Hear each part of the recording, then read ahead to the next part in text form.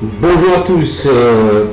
Dans cette présentation du cours d'automatisme industriel destiné pour les étudiants de 3 et M2 et M1 en fait pour différentes spécialités, l'instrumentation, le génie industriel, peut-être la productique, pour des étudiants qui font l'automatique, l'automatisme, etc., etc.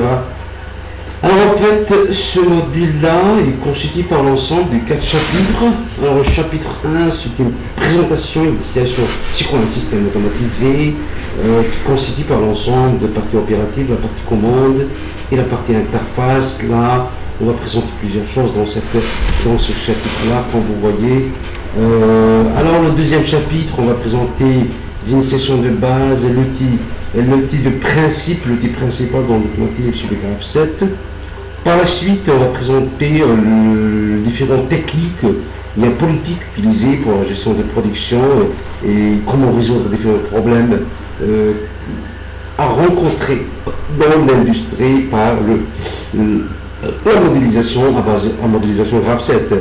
Par la suite, on va voir comment réaliser un graphe 7 à travers des bascules ou bien via un automate programmable. Le cinquième chapitre, on va présenter c'est quoi un automate programmable industriel. Par la suite, on va voir ce qu'on appelle le GEMA. Alors on fait deux axes, il y a l'axe automatisme, il y a l'axe automatique. Alors l'automatisme est destiné pour les systèmes à événements discrets pour gérer ce qu'on appelle les systèmes de production, les systèmes automatisés, les systèmes à événements discrets Python, par exemple un système de production. Mais l'automatique est destiné pour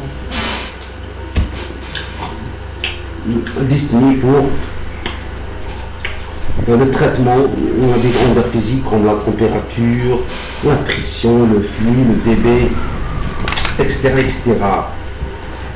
Bon, par exemple, on ne peut pas traiter par un graphe 7 ce qu'on appelle la régulation d'une grandeur physique comme la température. On ne peut pas traiter la régulation de flux. Donc, voilà, ce qu'on appelle, donc c'est pourquoi le graphe 7 destiné pour les systèmes à événements discrets. Par exemple, on peut gérer des opérations logiques tout ou rien, soit fermé, ouvert, etc. Fermé, ouvert, enclenché, déclenché, etc., etc. Alors en fait, un système dans l'informatique industrielle, on trouve deux axes. Il y a ce qu'on appelle l'axe de l'embarqué qui représente la technologie téléphonique, l'électroménager par exemple, l'industrie automobile. Là, ce champ est dominé par ce qu'on appelle le microcontrôleur. Alors, par exemple, le microcontrôleur est destiné ou bien fabriqué pour des tâches spécifiques. Mais dans l'automatisme industriel, là, on trouve ce qu'on appelle l'automate programmable industriel pour les systèmes de production, par exemple, transfert d'énergie, transport d'énergie, par exemple, les systèmes de production automatisés, etc., etc. Alors, dans cette partie, on va essayer de voir c'est quoi un système automatisé. Alors, bon, en fait, tout simplement, un système automatisé est composé par une partie commande, une partie opérative. Et la partie opérative, c'est la partie physique qui représente le système, c'est les machines, ou bien, c'est généralement c'est les machines. Et la partie supervision, c'est l'interface de dialogue entre la machine et l'employeur, ou bien l'ingénieur. Pour faire fonctionner le système, l'opérateur, la personne qui va faire fonctionner le système va donner des consignes et blablabla. Alors une fois les ordres accomplis, la partie opérative va signaler. Alors, comme vous voyez généralement, c'est quoi un système automatisé constitué par une partie opérative donc le système physique. Par exemple, ici on peut voir la voiture, c'est un système. Alors la voiture elle est pleine de capteurs qui transmet des comptes rendus en temps réel vers le calculateur. Et le calculateur, en fonction des informations reçues par le conducteur, peut transmettre des ordres vers la partie opérative. Par exemple, tout ce qui est un ensemble des actionnaires ici, on peut avoir les habillages, par exemple, les actionneurs qui se trouvent dans la voiture, c'est les organes de moteur, le démarreur, par exemple, les freins, ce sont des parties opératives. Et la partie commande, c'est le calculateur de la voiture, régulateur par exemple de vitesse, régulateur par exemple de pression. Il y a dans les voitures modernes, là où il y a ce type de régulateur. Et comme vous voyez, là ici, mais pour un système de production, voilà la partie opérative par exemple, comme ça là, c'est une machine, par exemple de frisage. Donc voilà, reçoit des actionneurs, reçoit des ordres via ces actionneurs, par exemple, ces pré-actionneurs, et puis transmet des comptes rendus vers la partie commande qui est représentée par un empilé, ou bien voilà, on peut dire par un microcontrôleur en fonction de la taille de la machine. Et ici, il y a des capteurs.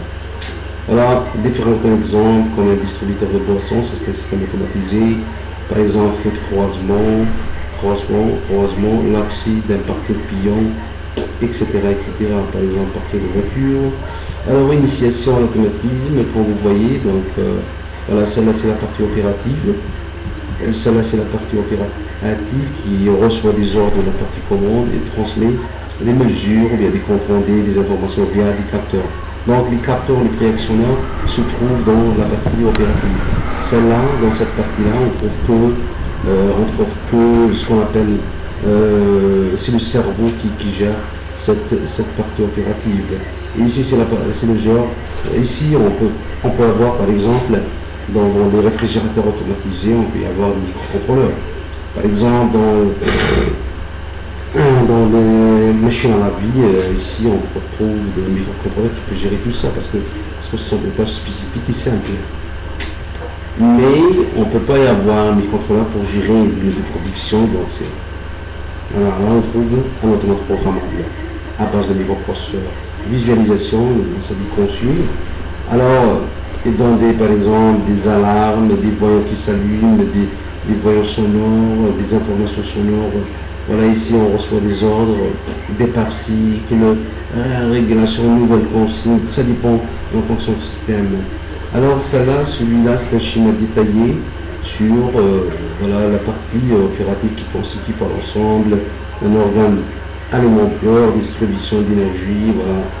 Et les convertisseurs actionneurs, convertir c'est un actionneur pour représentation alimentaire, un transmetteur c'est le mécanisme, et les piqûres, et ici par exemple c'est la tête d'une perceuse.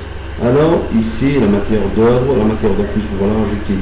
Là comme vous voyez, voilà un système de production par exemple, un produit A plus produit B, alors on fait l'assemblage et ça donne un produit C.